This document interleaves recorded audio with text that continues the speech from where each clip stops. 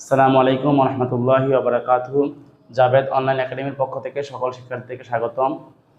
আজকে আমরা রসায়ন তৃতীয় অধ্যায় নিয়ে আলোচনা করব। রসায়ন তৃতীয় অধ্যায় আমাদের পদার্থের গঠন নিয়ে। তো এখানে একটি সৃজনশীল আজকে সমাধান করার চেষ্টা করব, যেটা চট্টগ্রাম 23 সালে এসেছে। আমরা একটু পড়ি।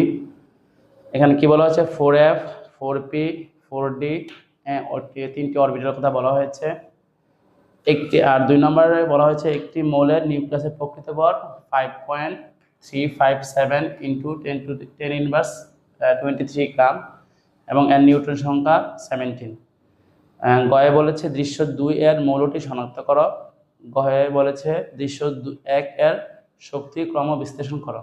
তো চলো আমরা এই সৃজনশীলটি সমাধান করি। তো আমরা প্রথমে মানগুলো উঠিয়ে নেই। মানগুলো কি আছে দেখি একটু। এখানে আমাদের নিউটনের ভর ছিল, নিউটনের ভর 5.357 ইন্টু 10⁻23 গ্রাম। নিউটন সংখ্যা ছিল 17 নিউট্রন।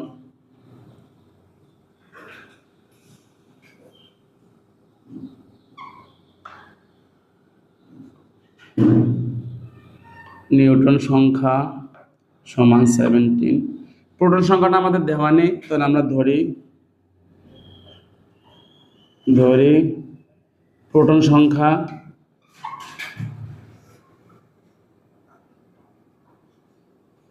সমান x। তাহলে আমাদের সূত্রটা কি? সূত্রটা আমরা জানি একটা পরমাণুর কেন্দ্র হচ্ছে নিউক্লিয়াস। তাহলে নিউক্লিয়াসের কেন্দ্রে কি থাকে? Proton plus neutron. তাহলে এখানে সূত্রটা ভাবে হবে, আমরা জানি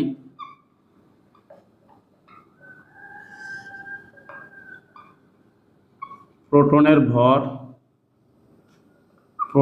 ভর প্লাস নিউট্রনের ভর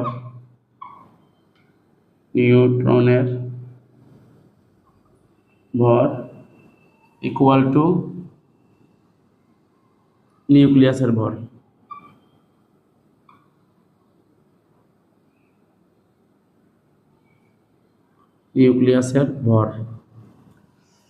তাহলে বা দিয়ে আমরা যদি করি, তাহলে এখানে আমাদের প্রোটনের ভর আমাদের সরাসরি দেওয়া নাই। আমাদের একটা প্রোটনের ভর আমরা জানি যে এটা হচ্ছে 1, লিখি, আমরা একটা প্রোটনের ভর জানি সেটা হচ্ছে 1.673 ইন্টু 10⁻24। তাহলে একটা প্রোটন যদি এত হয়, আমার প্রোটন আছে xটি, আমাদের সামনে হবে x ইন্টু, পাশাপাশি একটা নিউটনের ভর আমি জানি সেটা হচ্ছে যে 1.675 ইন্টু 10⁻24। আর ঠিক পাশাপাশি আমাদের এখানে নিউটন সংখ্যা আছে 17টি। আর নিউক্লিয়াসের ভর দেওয়া আছে আমার এখানে 5.357 ইন্টু 10⁻23। যেহেতু আমি x এর মান বের করবো, তো এটা প্লাস ওই পাশে চলে গেলে মাইনাস হয়ে যাবে। তাহলে আমরা মানটা ওই পাশে নিয়ে যাই, x into 1.673 into 10⁻24 equal to 5.357 into 10⁻23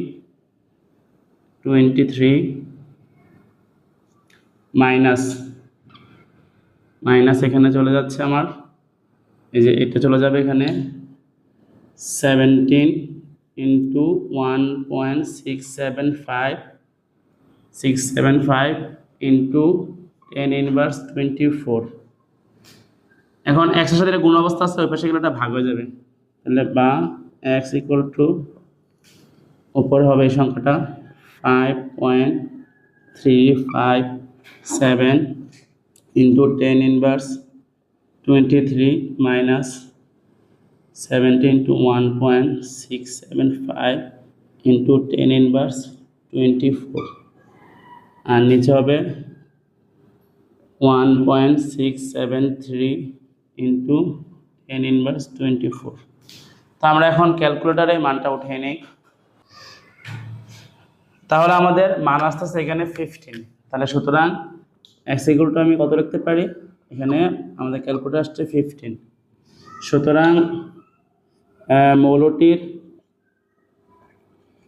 মৌলটির proton সংখ্যা, x হচ্ছে প্রোটন সংখ্যা, প্রোটন সংখ্যাকে একটা নাম আছে সেটা হচ্ছে পারমাণবিক সংখ্যা। তাহলে তো আমরা লিখতে পারি অর্থাৎ পারমাণবিক সংখ্যা, পারমাণবিক সংখ্যা এখানে হচ্ছে 15। তাহলে শিক্ষার্থী বন্ধুরা, তোমরা যারা পর্যায় সারণী পড়েছ, আমরা জানি যে পর্যায় সারণী 15 নম্বর মৌলটি হলো ফসফরাস। সুতরাং মৌলটি হচ্ছে ফসফরাস। না জেনে দেখে নিতে পারো পর্যায় সারণীতে। সুতরাং মৌলটি হলো ফসফরাস। ফসফরাসের সংকেত হচ্ছে, প্রতীক হচ্ছে পি।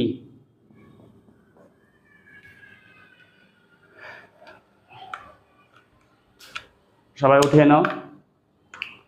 তাহলে এখানে আমাদের বোঝার ক্ষেত্রে আমরা খেয়াল করি, প্রোটনের ভর প্লাস নিউট্রনের ভর ইকুয়াল টু নিউক্লিয়াসের ভর। তাহলে প্রোটনের ভর হচ্ছে, একটা প্রোটনের ভর আমার এইটা, তাহলে আমার এখানে প্রোটন আছে, আমরা জানি না, ধরছি এক্স, তাহলে এক্স ইন্টু একটা প্রোটনের ভর প্লাস নিউটনের ভর হচ্ছে আমার 1.675 ইন্টু 10⁻²4। আর আমাদের নিউটন সংখ্যা আছে 17টি, তাহলে এখানে 17 সাথে গুণ হবে, 17 ইন্টু এত।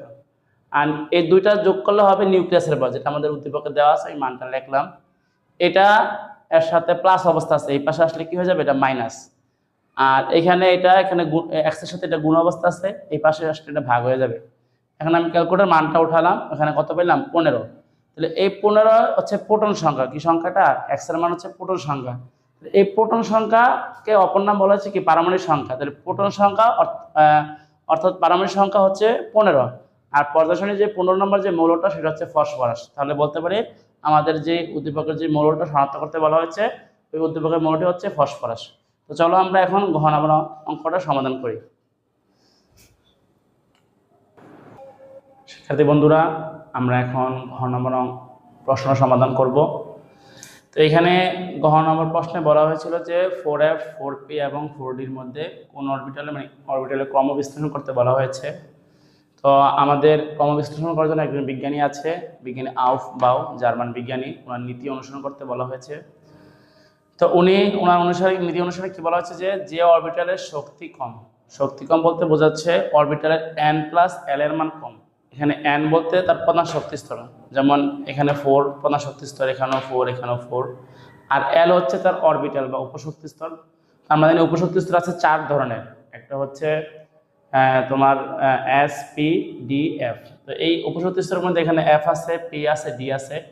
এই l এর মান, যেগুলো উপশক্তি স্তরের মান আমি নোটে লিখে দিয়েছি, তোমরা একটু খেয়াল করতে পারো। এখানে s আছে, s এর মান হচ্ছে 0, p এর মান হচ্ছে 1, d এর মান হচ্ছে 2, f এর মান হচ্ছে 3। অর্থাৎ এই যে l বলা হচ্ছে, এই উপশক্তি স্তর আসছে, সেগুলোর মানগুলো আমরা এখান থেকে আমি খেয়াল করলে পাবো। এই মানগুলো নিয়ে আমাদের n+l এর মান হবে। তাহলে যার n+l এর মান কম, সেই অরবিটালে ইলেকট্রন আগে প্রবেশ করবে। অপরদিকে যে অরবিটালে n+l এর মান বেশি, যেটার মধ্যে বেশি, ওটার মধ্যে ইলেকট্রন পরে প্রবেশ করবে। আমরা দেখি প্রথমে আছে 4f এর n+l এর মান, তাহলে n মানে 4, আর এখানে f এর মান হচ্ছে 3, তাহলে 4 + 3 = 7। 4p এর ক্ষেত্রে এখানে n এর মান 4 আর p এর মান হচ্ছে 1, তাহলে 4 + 1 = 5। 4d এর ক্ষেত্রে n+l এর মান 4, n এর মান, আর d এর মান হচ্ছে 2, তাহলে 4 + 2 = 6। তো আমরা নিজেরাই খেয়াল করতে পাচ্ছি যে এখানে তিনটা মান আসছে, একটা 5, একটা 6, একটা 7। এখানে সবচেয়ে কম হচ্ছে 5। যেহেতু 5 হচ্ছে 4p এর মান, তাই 4p তে ইলেকট্রন আগে প্রবেশ করবে। তারপর হচ্ছে 6 হচ্ছে 4d এর মান, তো 4d তে ইলেকট্রন তারপরে প্রবেশ করবে। সর্বোচ্চ মান হচ্ছে 7 হচ্ছে 4f এর মান, তাহলে 4f এ সর্বশেষ ইলেকট্রন প্রবেশ করবে। তো এখানে আমরা যদি সিরিয়ালে বলি, তাহলে সর্বপ্রথম 4p তে, তারপরে প্রবেশ করবে 4d তে, তারপরে প্রবেশ করবে 4f এ। তো এই ছিল আমাদের শক্তির ক্রম বিশ্লেষণ। আশা করি সবার কাছে ভিডিওটি ভালো লেগেছে। আজকের ক্লাসটি আশা করি উপভোগ করেছ। তো এরকম নিত্য নতুন ক্লাস পেতে আমাদের জাভেদ অনলাইন একাডেমির সাথে থাকবে। ধন্যবাদ সবাইকে। আসসালামু আলাইকুম ওয়া রাহমাতুল্লাহি ওয়া বারাকাতুহু।